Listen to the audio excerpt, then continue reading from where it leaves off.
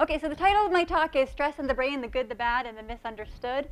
Another title that I could have given the talk is In Defense of Stress, because we all talk about stress as if it were a bad thing, but the point of this series is to inspire you, so I'd like to inspire you. Millions of years of evolution have ensured that your stress system does exactly what it's supposed to do. It works perfectly. You're the problem. And I'm going to show you why you're the problem. So stress and why it matters. The first thing that we need to do, and we're going to have kind of a fun lecture, but just get a little bit of biology out of the way, real quick and dirty. When we have a stressor, the first thing that happens is what? We have a fight or flight response. This happens immediately. There's this part of your brain very deep down, the locus coeruleus. He's going to tell your adrenal gland, I'm getting eaten by a tiger. Release epinephrine. If you're in Europe, you can call it adrenaline. It's the same chemical. It doesn't matter. You're going to release adrenaline. The sympathetic nervous system does a very good job of doing what we in college like to refer to as the 4 Fs. Fight, flight, fright, and sex. So these are the 4 things that it does. It's going to keep you alive whether you like it or not. No conscious choice here. Or keep you alive in the future. This system acts very, very quickly. A little bit later on, we get this sort of slower acting system.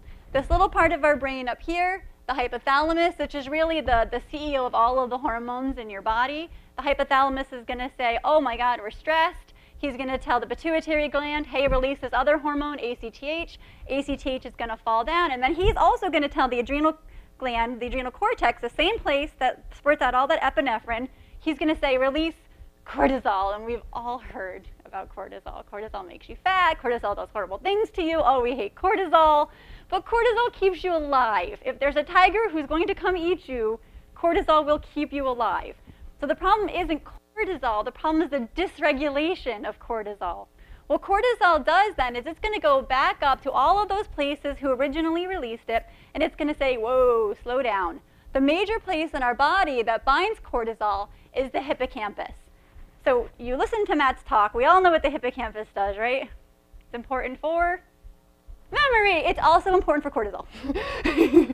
And all those cortisol receptors are in the hippocampus, and it binds to the hippocampus and it says, hey, stop. But if you have too much cortisol being released, the cells can't handle it and they just die. Like, oh, we can't handle it, we're going to die. And they kill themselves. Then you get more cortisol release, you have even less cells to handle it. You see what's happening here? And so this what we call the HPA, the hypothalamus pituitary adrenal gland, this axis just sort of spurts out of control. Okay, and this is where some of the problems arise. Okay, this can happen acutely or this can happen chronically, right? You get stressed, this stuff happens to you. You get stressed over and over and over again. It's this idea of chronic stress. But it turns out we actually have 2 different ways of responding to stress. We do have this biological process that occurs, the sort of sympathetic nervous system and the HPA axis. But then in our brains, we're going to respond differently to different types of stress in slightly different ways. And the major way of differentiating those is between physical stress and psychological stress. So the difference between getting eaten by a tiger, there were some real pictures, but it wasn't pleasant. or this, okay. Or if you're Ryan Gosling, you might be stressed because your picture's all over the internet these days. Okay, we all have these kinds of stressors. And as my colleague alluded to earlier, it's very stressful not to be able to use copyrighted images. So I wanted to give you this basic, what is stress? So stress for us isn't getting eaten by a tiger. Our body is ready to respond to that. It's ready to respond to starvation. It's very, very well adapted to responding to someone wanting to punch you in the face, someone trying to steal your mate. It does a very good job of that. But what we experience is daily life hassles. That's really our stress. And does this happen acutely or does this happen all the time? Multiple times a day. So I wanted to give you sort of an example, and since I couldn't use copyrighted images, I'm going to tell you the things that stress me, but I imagine that you have some of the same things going on in your life. So the first thing that stresses me are my colleagues. They make me nuts. Except the ones who are here, they're wonderful people. Okay, my bosses, who are not here tonight, make me crazy. So I imagine you have bosses who give you stress too for different reasons. He may look nice, he scares me. This guy used to be a hostage negotiator, and now he's my boss. And evidently, I'm kind of glad to hear so many of the presenters tonight get stressed by students texting in their class, because it's one of the major things that stresses me out, because I'm trying to lecture and no one's paying attention to what I'm saying, and I think it's very important, and I have theory of mind, so I'm thinking about what they're talking about and thinking about and texting, and I'm not thinking about what I should be thinking about. It's awful. It's a whole thing, and then I start to shake and leave the classroom. So you can imagine looking at this, trying to talk and educate young minds, and this is what you see. My husband.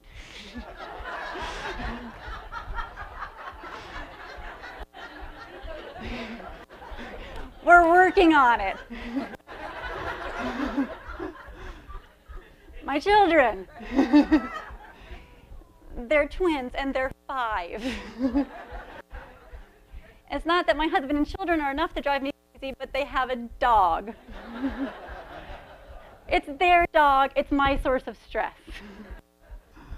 Okay, so you get the idea. These are probably the same types of things that are happening to all of us every day, multiple times a day. So it's not just that it happens to some people and it doesn't happen to other people. Some people are more at risk of succumbing to some of the health consequences of all of these things. So these are the things that are going to kind of put you at risk. Keeping in mind, this is what your stress response system is evolved to do. This is what it's really doing, right? Dealing with all of these things. So the things that are going to heal you, basically, it's unremitting stress. And it turns out, it's not just unremitting stress. If you really want to kill somebody, you don't want to use pharmacology, you don't want to go to jail, the good way to do it is unremitting, unpredictable stress. So if I wanted to kill my husband, and I don't, he's a wonderful person and a biologist, but if I did, if I went in every day and I punched him in the face at 2 p.m., every day I go and punch him in the face at 2 p.m., what's going to happen? Is he going to get really stressed? He might divorce me, but is he going to get really, really stressed? No, because what's going to happen? He's going to be like, oh, I know she's going to come punch me in the face. Right. So what you really, really, really want to do is you want to give somebody stress that they don't know what's going to happen, and it's never ending. Right? That's the good stuff. So one of the worst things you can do for yourself, one of the worst careers you can do, and I'm sorry if you do this, is long-term caregivers. These guys are in a host of trouble. You never know if Johnny's going to have a good day, a bad day. You can't control what's happening. This is awful for your health. Make your aunt do it. Don't be that guy. Okay. So the inability to adjust to stress, and this is me. I'm a high responder rat. And you know who these people are too. These are the people who just react to everything, right? My boss yells at me, I freak out. My colleague said, oh, you were late today, and I'm worried about it. Everything kind of gives us increased heart rate very easily. This is not a good way to live your life. The other thing is reactivation to stress, and you know who you are, and you know who these other people are because they don't leave you alone. These are the people that something happens to them, oh, my boss yelled at me, and then I go home like, oh my God, you're not going to believe what my boss did. He yelled at me. And then I say the whole thing. And then I call my 10 closest friends, and I tell them what happened. And every time I do this, I'm reactivating that same HPA axis. I don't need the tiger to bite me. I can make that stuff happen just by thinking about it. And the last thing is, I guess these would be the psychopaths. So a blunted HPA activation, it's also not good to not respond to stress at all. You need a little bit of stress to respond. So we don't want our HPA axis to get dysregulated. We don't want to die of stress. We want to live healthy lives. So I know you're really depressed right now. So the good news is, because the source of stress for us is in our heads, we're making it up. No one's punching us in the face. Nobody's starving us. We're all living long and healthy lives, hopefully. All the stress that we have is coming from here. It's processive. It's psychological. It's that kind of stress that we're constantly thinking about. So the good news is you won't die from stress, maybe, if I show you the next few slides. You are in control of your stress. Okay, so I'm going to give you some human displacement activities. This is what we do for animals in stress labs when we want them not to succumb to stress, and as human animals, we can do the same things. Okay, the first thing you can do is psychotherapy. It's a lot of work, but it has been demonstrated that psychotherapy does produce genuine, real changes in that neuroplasticity in your brain. It just takes a long time to do it, but if you do it, you can get real plasticity, real changes in your brain. Exercise, believe it or not. Exercise does a very good job at relieving some of the symptoms of stress. You can read an enlightening book.